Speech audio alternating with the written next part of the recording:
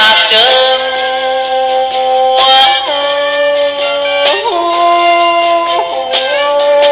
สีน้ำตาลอ่อนช่วยจับมัดไว้ก่อนหากเจอ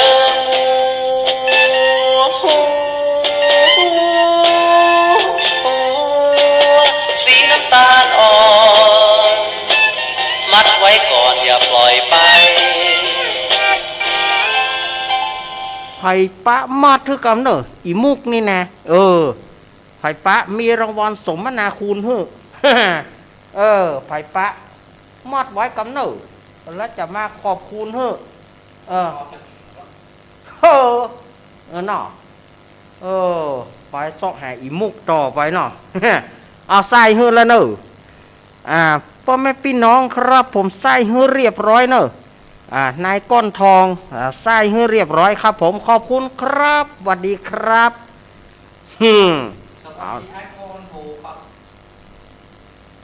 ไปบุละถ้าแถมหามอนนะ นี่ก็เอาละครไส้สถายาติโยมเนอะเรื่องงัวหายหายไปทางใดหมูเนอะหายปะพ่องบอกกำเนอะ เราไปซ่าหัวละโม ขอหนังไปแป่งกองแล้วหมูแน่น่าแก่แต่หมอหัวเนอะอาตมาว่าท้อใจหายใจคว่ำลูกก็มันบาดีเนี่ยอาตมาจะบุบแต่ละเตื้อหน้าก็ถ้าว่าได้มีโอกาสได้มาแถมก็มีอยู่นั่นนะเนอะเรื่องละครวิทยุเป็นละครสั้นๆตลกโปกฮานี่นะอาตมาก็จะเล่นไปเต่าตีเวลามันเอื้ออำนวยเนาะ เนี่ยเป็นอย่างใดก็ค่อยว่ากันเนาะอ้าว บัดเดี๋ยวนี้ก็ได้เวลาจะวางสายสทาญาติโยมเฮ้ย บัดเดี๋ยวนี้ก็คือ4:32 นาทีอาตมาจะวางสายแล้วกันเนาะถึงเวลาที่จะวางสายไผ่ที่จะโทรมาก็0892140135อีเนาะ0892140135สถาญาติโยมก็โทรเข้ามาได้เลยเนอะไผ่ที่จะจะจ่ากอาตมาแต่ในคืนนี้รายการอาตมาบ่มีเนอะคืนนี้ก็ฟังท่านอาจารย์เจริญปอนยายพร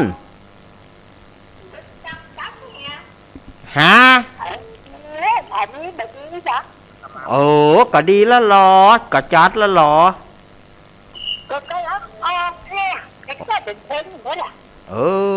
บ่หัวเนอยายพร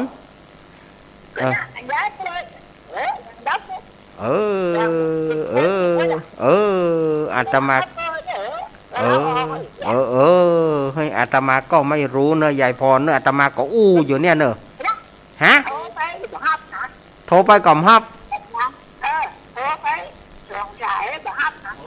ขอโทษเนอะเ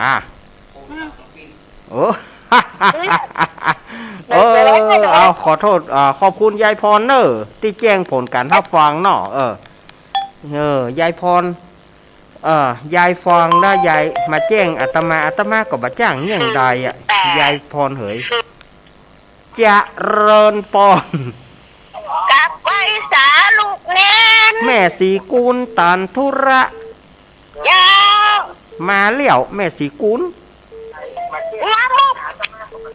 มุกชดมาบ้านหนองรองเว้ยมาเธอกำเนอจ้าจะมัดไว้เฮ้นะฟังไปขายด้วยนะรอปนมาไทยก่อนเนาะยินดีแม่สีกุลเนอะแม่สีกุลตันธุระบ้านหนองล่องบ้านเป้าอำเภอเมียงจังหวัดลำปางจะเริญปอนไปสาเจ้ามหาเนนใหญ่แม่อุ้ยอินแม่สาบสะเมิงโง่มาสะเมิงไปเนอะอันนั้นสะเมิงไว้ทำตวงเนาะ เจ้ามาแต่เมืองไม่แพ้มาใช่เอาเลย เนาะไม่ห้ามตวงอ่ะเนาะม่วนนะเป็นกำลังใจนะครับอุ้ยอินเนาะเจ้ายินดีอุ้ยอินเนาะเจ้าสาธุจ้าอุ้ยอินแม่สาบสะเมิงว่าเล่นกันไปม่วนดีสดาญาติโยมมันบ่เล่นมันก็บ่ม่วนเอามาแถมเนอสายตะกี้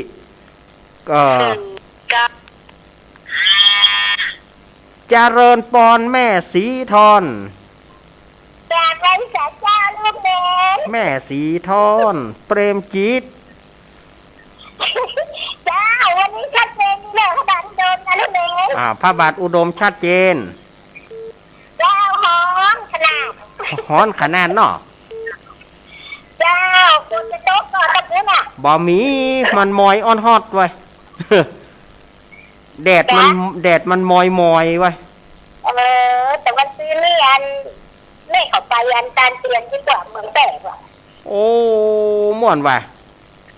ม่วนเนาะไปนอนเพิ่มคืนไปเมืองแตกแล้วแบบวัดน่ะอะไรอย่างเงี้ยวัดท่ามันน่ะวัดเนี่ยจักรพรรดิอนุโมทนาบุญตัวเนอะยายแม่สีทอนเนอะเจ้าหลังขลาดแล้วปิ๊กแต่ว่าไปนอนเพิ่มคืนนี่เองขอบคุณเนอะแม่สีทอนเจ้าขอบคุณแม่สีทอนเปรมจิตหนองบัวชัยปราการมาละวันนี้ชัยปราการมาแล้วเนอะฝางไม่อายย่ำมาตื้อ0892140135ลำปางมาแล้วสะเมิงมาแล้วชัยปราการมาแล้วชัยปราการก็หนองบัวเนาะแม่สวรักษ์มีนายแม่บัวพัดกุลัน9ค่ะจะเริญปอนไม่ตาเจ้าดีมากสบายดีเจ้าจากทางใดแม่จากบ้านห้องดอยก้อมเจ้าบ้านห้องดอยก้อมเนาะเจ้าฟังตลอดเจ้าเลิกวันอังคารเป็นมาได้โทรมาได้เจ้าดอยก้อมเฮานี่เนาะเจ้าเป็นพลังเงียบเจ้าพลังเงียบเนาะเย็นนะเจ้าขอบคุณนะแม่เย็นเลยนะเจ้ายินดีนะแม่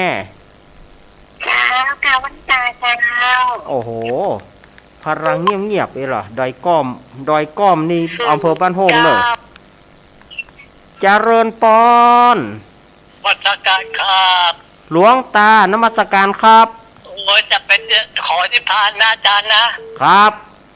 ที่ว่ามี2 องค์นะผมอยู่ในนั้นด้วยแล้วกันครับผมฟังอยู่แต่ว่ามันทำงานอยู่ข้างล่างครับไม่เป็นไรครับหลวงตาผมอยู่ข้างบนนะ9 ขั้นครับผมไม่ค่อยอยู่เป็นที่เที่ยวมาเรื่อยครับผมนมัสการครับนมัสการครับหลวงตากฤษปางโม่เชียงดาวมาละวันนี้หลายที่หลายตางเนอะเจริญปอนกราบไหว้สาบารมีธรรมท่านเจ้าน้องเบี้ยวครับผม104ก็หาได้ยินนี่กะเหมือนที่ยายเหมือนที่ยายพรว่าเนาะกำลังก็หาได้ยินประเดียวก็กะว่าจะได้ฟังนิทานกับละครสักกรรมบัดให้ฟังสักกรรมเฮ้ยเอาไว้ถ้าจะอาคาดหน้าเราก็มาเล่นใหม่ก็ได้หรอกครับครับขอบคุณเนอน้องเบี้ยวเนอได้ขอคือกำลังใจทุกปีมีสุขภาพแข็งแรงตลอดวันครับผมครับขอบคุณเนอน้องเบี้ยวนักร้องเนาะจะเริญปอนติดแล้วมาตรการจ้าแม่ล่าอีแม่อยู่ที่ไหนบัวไข่นะแม่บัวไข่ลำปางลำปางอีแม่ว่าจะได้แมันงัววันนี้1 ตัวมันงัวนี่1 ตัวหาได้3 ตัวแล้วเขาได้กำหอยนำเดียวนี่นะตัวเดียวได้มีลูกเสียตัวนึงนะเขาได้กำหอยแล้วเขาได้กำหอยแล้วยินดีแม่บัวไข่เนอดูว่างัวหายตัวเดียวนะเขาได้กำหอยหลายตัวแล้วป้นมอดไว้ตั้งน้ำปุ้นกับป้นมอดไว้ เพกกับป้นมอดว่าเขาได้กำไรแล้วฮะถ้าไปเขาขายเนี่ยเขาได้กำไรเนอะหลายหมื่นเนิ่มเดียวนะ ตัวเดียวนะ เจริญปอน คนมอดไว้ดังน้ำพุ่งกับคนมอด เจริญปอน คนมอดว่าเขาได้กำไร แหะปิดวิทยุก่อนโยมโอ้ กำลังฟังกล่าวว่าสาเจ้าอาจารย์ได้เล่าฟังอยู่เด้อ ตังใดแม่ตังใดแม่ แม่สมศรีนันทราม โอ้แม่สมศรีนันทาราม อำเภอฟาง ครับ วันนี้ทำแม่ขม่วนเนาะเรียนในเจ้าสาธุ ยิน สาธุเจ้า ยินดีแม่เนอแม่สมศรีนันทาราม 13 สิงหาปะก่อน13 สิงหาปะก่อนเนอะแม่เนอะแม่สมศรีแม่สมศรีวางสายฮึกกอมแฮอีแม่แฮแม่ไปฉีกด้วยกับกระดาษน่ะ ฝางมาละฝางมาละเหลือก็ไม่อายชายประการกับยังขาดแม่สวรักษ์แม่อย่างก็แม่สมพัฒแม่บัวพัดแม่บัวพัดมีน้อยเจริญปอน แม่มาลิวันที่ข้องาน มาละบ้านขายนอก อายไม่อายที่นี่ แม่อายมาละแม่ แม่จนจุ่มมาแล้วยัง แม่จันสมย่อมมาเตื้อ มาเตือนเนาะ มาเตื้อ แม่ฟังนั่นน่ะค่ะฟังละครนั้นที่ลูกเน้นน่ะค่ะ เป็นวัดหรือเมาะแม่ เป็นวัดคัดจมูกเนาะ ค่ะ เอาวิกว่าปรับทาเห็นเนอะเอาวิกว่าปรับทาเห็นเนอะยินดีแม่เนอะ เจ้า แม่มาริวันพี่ข้องงานเจรพีพรเนอะพูดเนอะก็ไปปะกันเนอะแม่มาริวันนะเจริญปอน นมัสการลูกเน้นเจ้า เอาจากทางใดแม่ แม่บัวเย็นบ้านสีหมดเก้า แม่อยู่บ้านสีหมวดเกล้าเนาะ เจ้าแม่บัวเย็น แม่บัวเย็นบ่ เจ้า ลำปาง เจ้าสีหมดเก้าอำเภอเมืองจังหวัดลำปาง อำเภอเมียงจังหวัดลำปาง เจ้า เรา ไปซ่อหัวได้แล้วคะถึงหัวหายน่ะ เขาเอามาฮื้อ3 ตัวก่อน เขาเอามาฮื้อ3 ตัวก่อน ได้กำไรแล้วแม่ได้กำไรละ ยินดีแม่เนอะขอบคุณเนอะแม่บัวเย็นอันนี้เปิ้นบอกว่าบ้านสีหมวดเกล้าจังหวัดลำปางอำเภอเมียงจังหวัดลำปางโอ้แม่เปิ้นก็ฟังอยู่หน่อลำปางมาแหมละมากันได้เรื่อยๆเนอะสถาญาติโยมสายใต้เฮามีไหนหมดสายใต้แม่แกแม่ให้ปล่อยแล้วเด้อ เขาจุหล่อสถาญาติโยมพอว่าสายใต้มีไหนมีไผละแกมีไผอย่าไปแล้วเด้อ เจริญปอน เจ้าไว้สาเจ้าเมน จาก ลูกดีใจวันนี้ดีใจถ้ามันตอนเนาะเดี๋ยวหัวไหนหัวเจ้า จากตั้งไรแม่ แล้วแม่อยู่โรงแรมคงคงให้ชัดไหมเจ้าตังเจ้า แม่ชื่อแม่อย่างก็ ชื่อแม่พิสมัยเจ้า แม่พิสมัยวิไรศักดิ์เนาะ เจ้า แม่พิสมัย ถามทุกสั่งเดือนว่าอาจารย์ออกเนอ ขอบคุณนะแม่ ใจเพื่อ ขอบคุณเนอะ เจ้าเป็นกำลังใจเจ้า แหมบุญก็ฟังท่านอาจารย์มหาสมชาติเนอะแม่ตั้งลำปางเนาะบุญ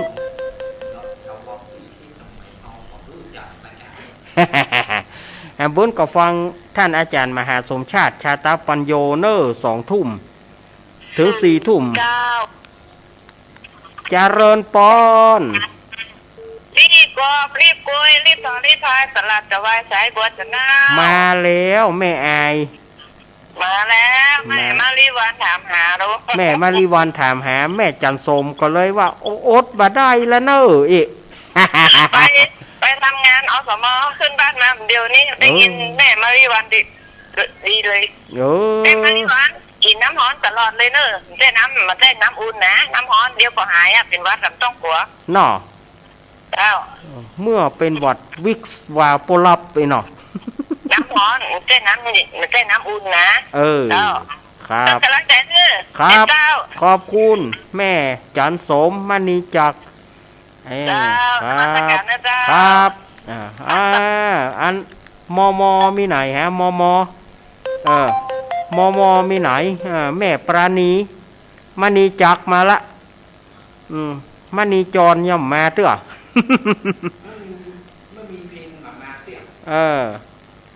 มณีจักรมาละมณีจรแม่ปราณีเจริญปอน สวัสดีเจ้า จากตังได้ ทำโยมมาได้จ้า หา ไม่ย่อยเจ้า โอ้แม่สุพิษ แม่และเจ้า โอ้ ฟังโยเจ้า โอ้แม่สุพิ พี่ ษ อาโตกับตานเปิ้นเจ้า แม่สุพิษแม่ย่อยสันทรายมาละ เจ้าเป็นกำลังใจให้แม่ ครับ เจ้า วันนั้นขอโทษด้วยนะแม่ วิทยุไฟบ่ปอ เนื่องจากอันปังหามูลในเกาะมือปกแปะ พอดีว่ามันคัดข้องตั้งกระแสไฟเนาะท่านอาจารย์วิศวะคนแจ้งมาครับ เจ้า ขอบคุณนะแม่ เจ้า แม่สุพิษแม่สมพัฒน์แม่สมพัฒน์แม่ย่อยแม่บัวพัฒน์กุลันแม่บัวพัฒน์มีไหน แม่เจริญปอน พระเจ้าเน้น โอ้นึกว่า เด้อมาแล้วเด้อ นึกว่าสายใต้บ่มาแล้วอีนะบ่มาก็จะไปแล้วเด้อ มาติ้งอันนี้อ่ะเด็กกระจายมันแบบว่างเนาะ สายบ่ว่างเนาะ จ้าให้กำลังใจเน้นให้กำลังใจเจเด้อ ขอบคุณแม่เพนคนสู้ชีวิต จ้าเดินทางปลอดภัยเด้อ ครับ พระเจ้า แต่กี้เคี้ยววันยังก่อน ขอบคุณเนอะแม่เพนเนอะ 9 7 เจริญปอนเจริญปอน เรา อ้าวน มัสการครับ จากตังได้ โอ้จัดเลยปุ่งเต๋ โดยคุณแป๊ะเนาะ ครับ ที่โทรกุเตือนนั่นแหละ โยมป่อโทรกุเตือเนาะ ครับ โยมว่าได้โยมป่อว่าได้ กดนอกฟ้าถัดทำไมกูก็มั่วอยู่เลย ม่วนเนาะ มั่วค่ะ ครับ ครับ ขึ้น98ท่านเนี่ยนะป่อเนาะ ครับ ยินดีป่อเนอะ ครับ อันนี้มาละดอยขุนแปะมาละเฮ้ยเปิ่นว่าฟังอยู่นะลุงเนนเหยก็ยินดีที่เปิ่นฟังบอกว่าจะอยู่ไหนก็ได้โทรมาเถอะอาตมาค่อยฟังไก่ๆสุดนะว่าเปิ่นมาจากตังใดที่ไก่ๆนะจะมีวะฮะเนาะ มีเวลาทำอยู่เนอะโทรเข้ามา089 214 0135มีกอแหมันกำลังม่วนนะมือกำลังขึ้น มือกำลังขึ้นนะเพราะว่าฮับสายมันม่วนดีหอถ้าอาตมาเปลี่ยนเบอร์สถาญาติโยมเดือดร้อนหะเมาะวันนั้นอาตมาว่าอาตมาใช้เบอร์นี้ออกอากาศญาติโยมก็บ่ฟังหะเมาะโทรติ๊กตูดเฮาก็กลัวมันหลุดถ้ามันหลุดแล้วเฮาต่อเชื่อมมันยากขอจะโทรหาเจเผื่อว่าเจจะฮับแหมมันมันน่ะมันจ้างว่าได้หรอสุมาเถอะ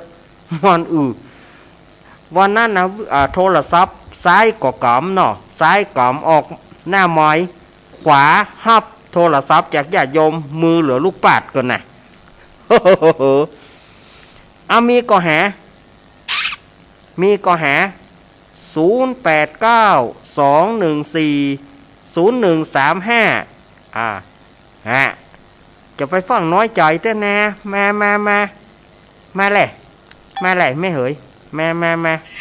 หัน 9 10เจริญปอน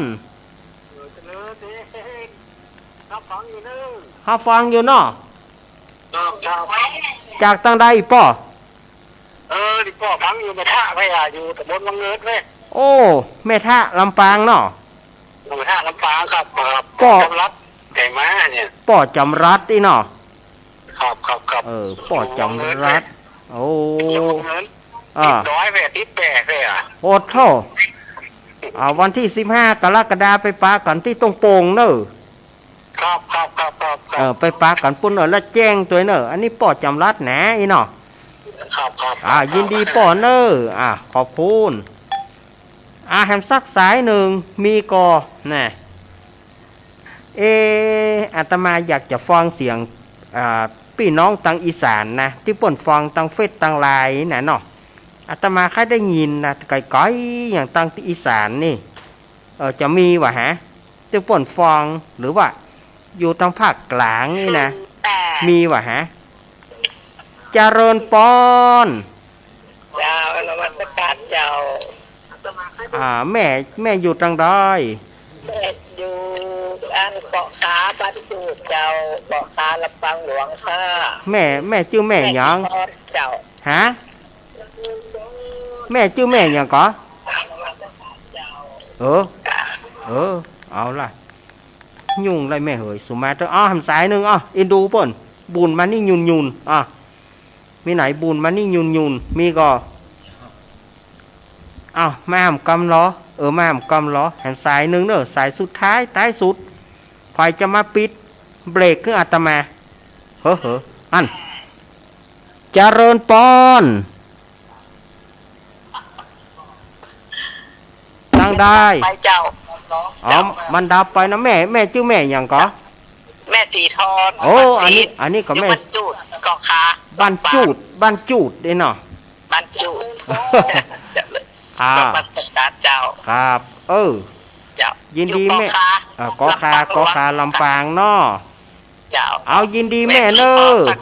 ยินดีแม่เนอเวลาอาตมาหมดแล้ว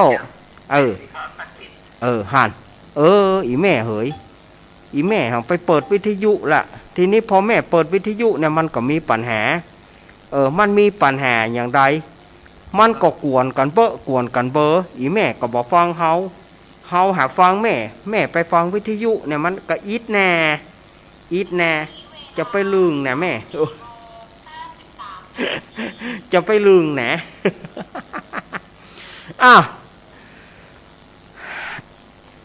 ต่อจากรายการของอาตมาวันนี้ท่านผู้กองมาก่อ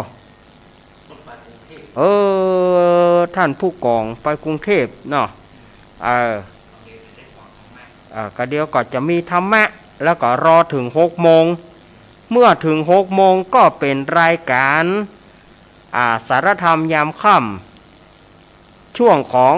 ฟังสบายสไตล์ชิวๆโดยท่านอาจารย์ท่านพระครูปรัตน์ณัฐพงศ์ทิตะวุฒศิริแล้วก่อนน้องน้อยชินดานัยสายใจแล้วก็ต่อ2 ทุ่มก็ท่านอาจารย์มหาสมชาติชาตะปัญโยจะออกรายการตั้งแต่2 ทุ่มถึง4 ทุ่มจนสถาญาติโยมได้รับฟังรายการอาตมาภาพในวันอังคารนี้หมดเวลามาเวลดหมดเวลาลงตะอีอาตมาภาพก็ต้องขอนำรายการสารธรรมยามบ่ายยามแรงช่วงของธรรมะเพื่อชุมชนอำลาจากสถาญาติโยมไปก่อนไว้อังคารหน้าก้อยมาปะกันใหม่โชคดีมีใจเปิดของสถาญาติโยมตั้งหลายเน้อจัตตารโรธรรมาวัฏันติอายุวันโนสุขังปะลัง